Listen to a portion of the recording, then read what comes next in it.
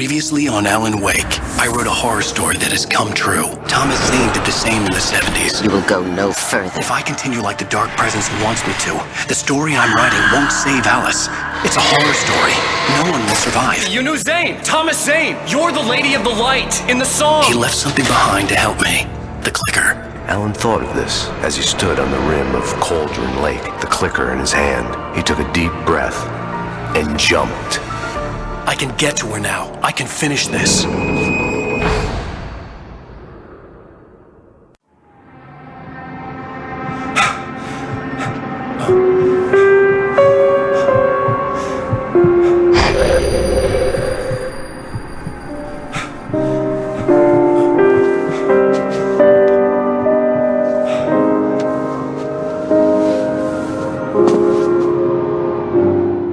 I had a hangover. My head was about to explode and the light hurt my eyes. I needed my sunglasses and painkillers to dull the pain. In one of my finer moments of self-deception, I swore to quit drinking.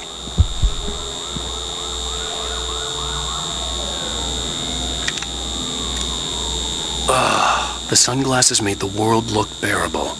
Now I could keep my eyes open without feeling like a vampire in the sun.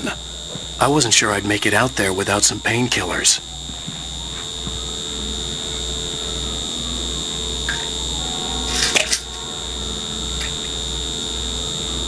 The pills worked fast. The prospect of being awake started to seem bearable again.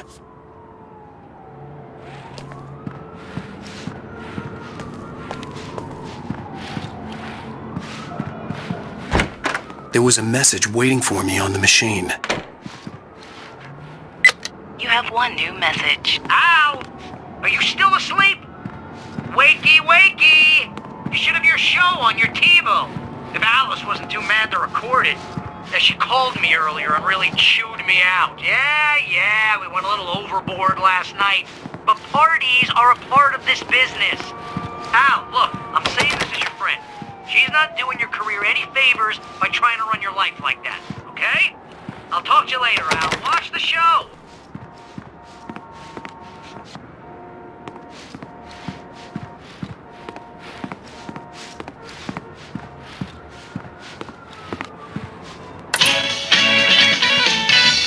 Ladies and gentlemen, welcome back to the Harry Garrett Show.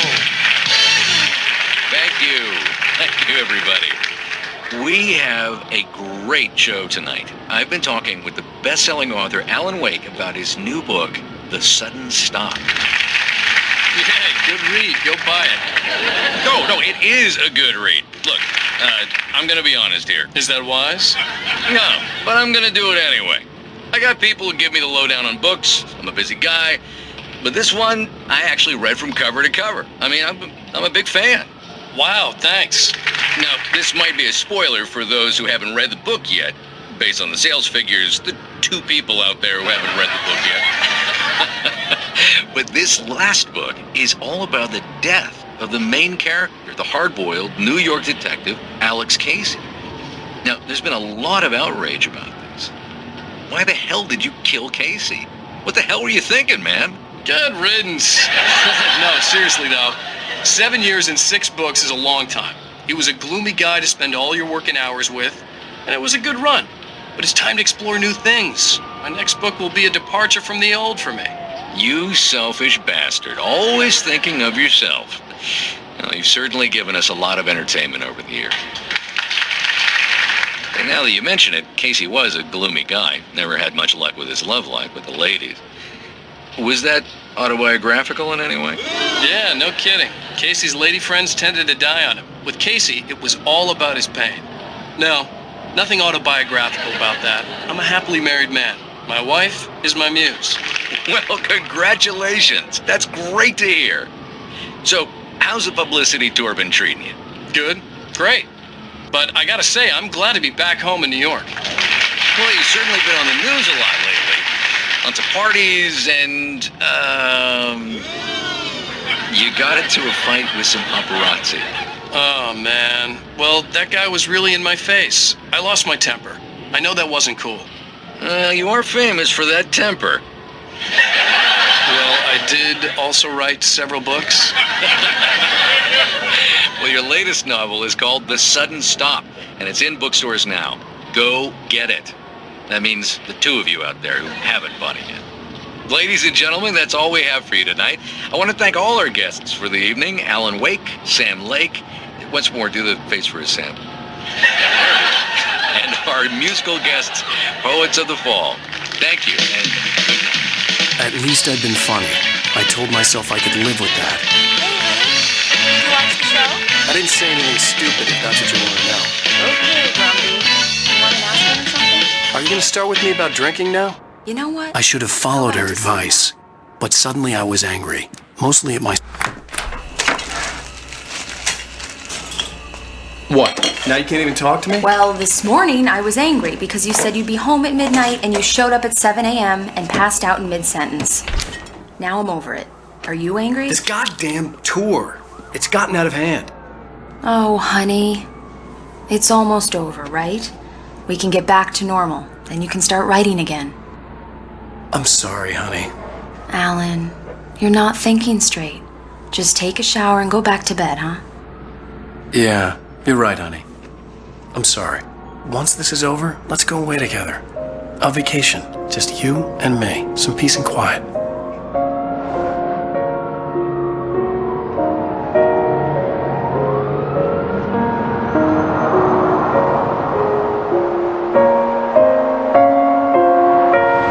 Somehow, the clicker was the key to the cabin.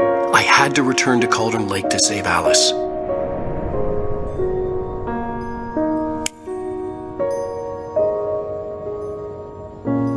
I'm going back to the lake to finish this. I'm going to write an ending to the story in the manuscript on my own terms, to make it all right. Why can't you just write it here?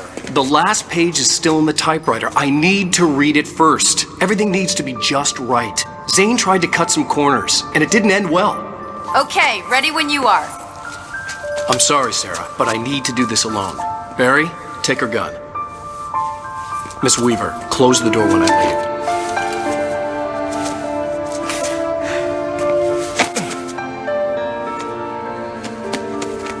Good luck, Al.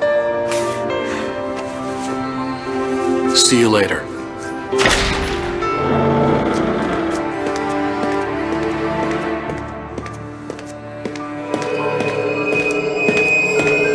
When I got out, it was warm and sunny. I'd flicked the switch of the clicker. Had it done this? I didn't stop to question it. I had to take advantage of the sunlight to get to the lake. On Zane's page, I'd stood on the rim of Cauldron Lake, about to use the clicker. That's where I was headed.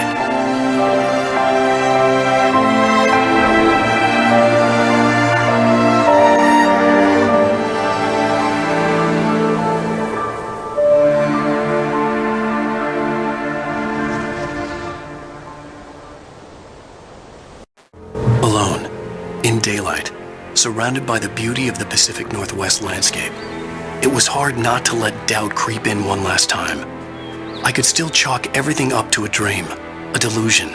I had enough imagination to make up something like this, having been in the cabin all this time, trapped in a story inside my head, gone mad from grief over Alice's death like Hartman had claimed. There would be no way of knowing. I told myself it didn't really matter. My course was set.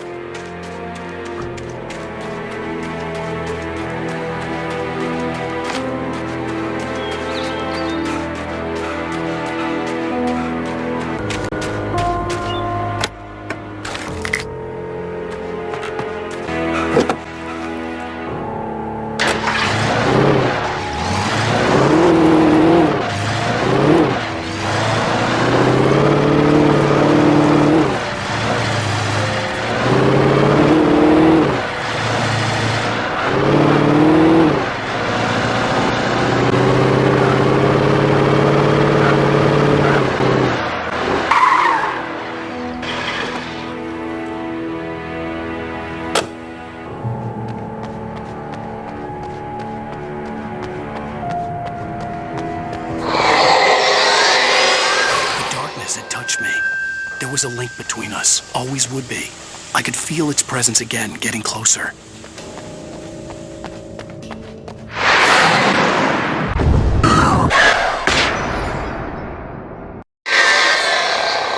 I will kill your wife.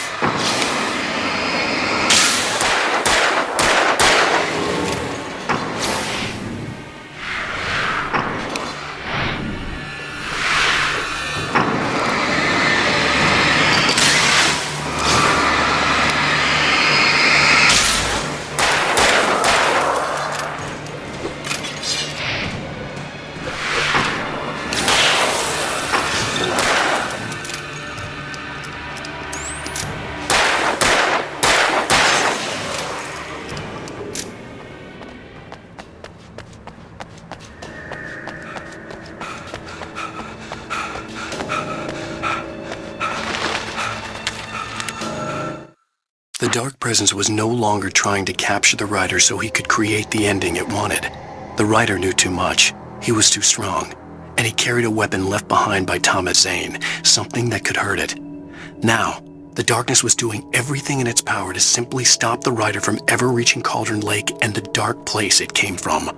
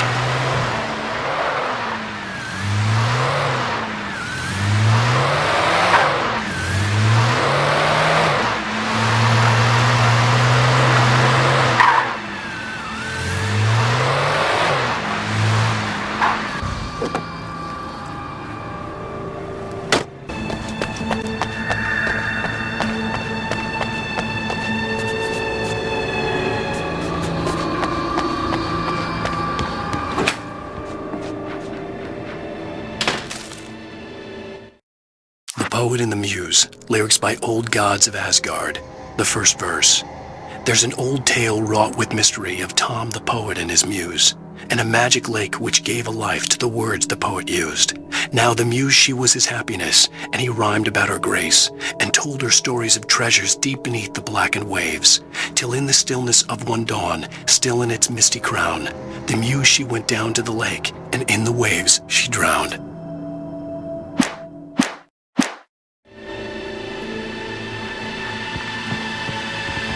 Based on the signature in the motel register, Agent Nightingale had stayed here, in room number 2.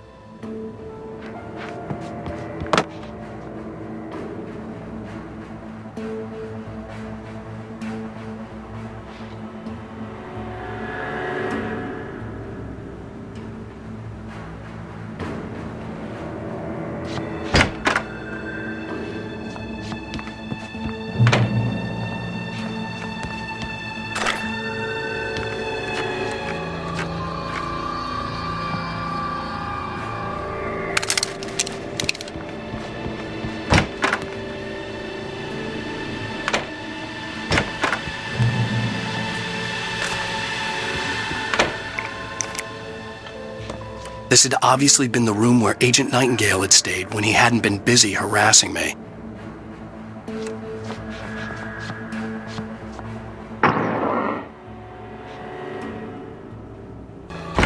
Look after yourself and your co-workers! Could have fooled me now.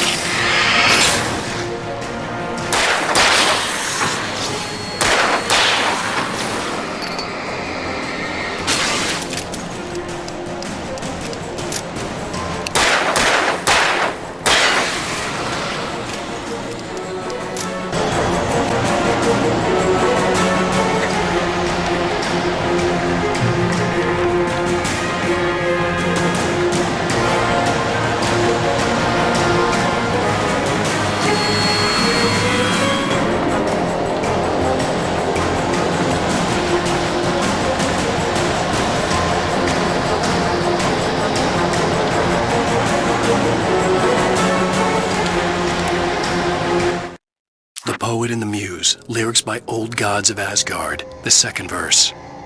The poet came down to the lake to call out to his dear. When there was no answer, he was overcome with fear. He searched in vain for his treasure lost, and too soon the night would fall. Only his own echo would wail back at his call. And when he swore to bring back his love by stories he'd create, nightmares shifted in their sleep in the darkness of the lake.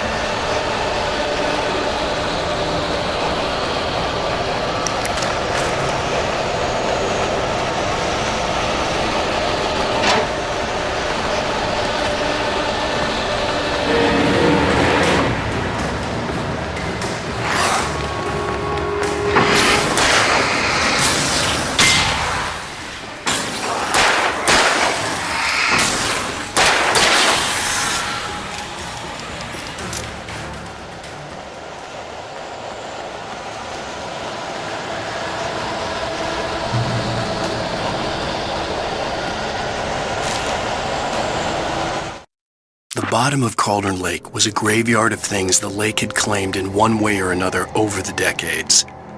The dark presence brought them up in its wake, scattering the rotten waterlogged hull of an old boat here, the remains of a long-ago crashed airplane there, trees shattered under the impacts. The earth groaned. It didn't even notice.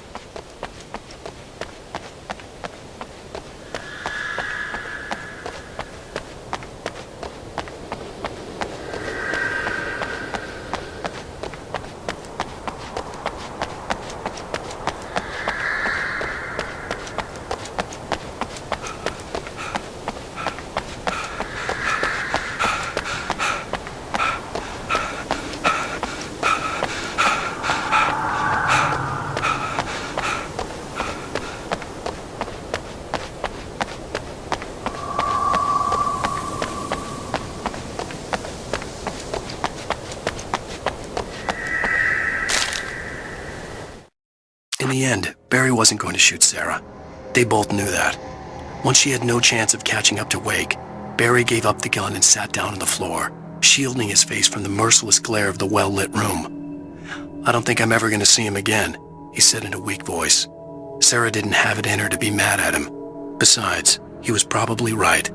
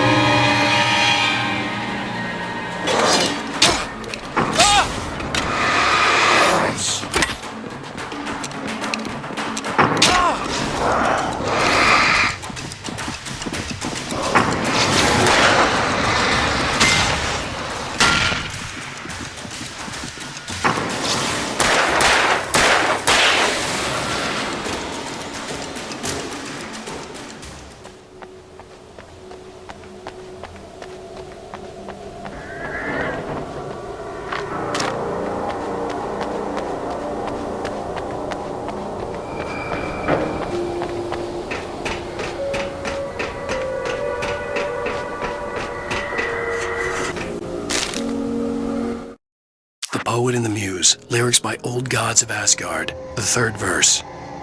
In the dead of night she came to him with darkness in her eyes, wearing a morning gown, sweet words as her disguise. He took her in without a word, for he saw his grave mistake, and vowed them both to silence deep beneath the lake. Now, if it's real or just a dream, one mystery remains, for it is said on moonless nights they may still haunt this place.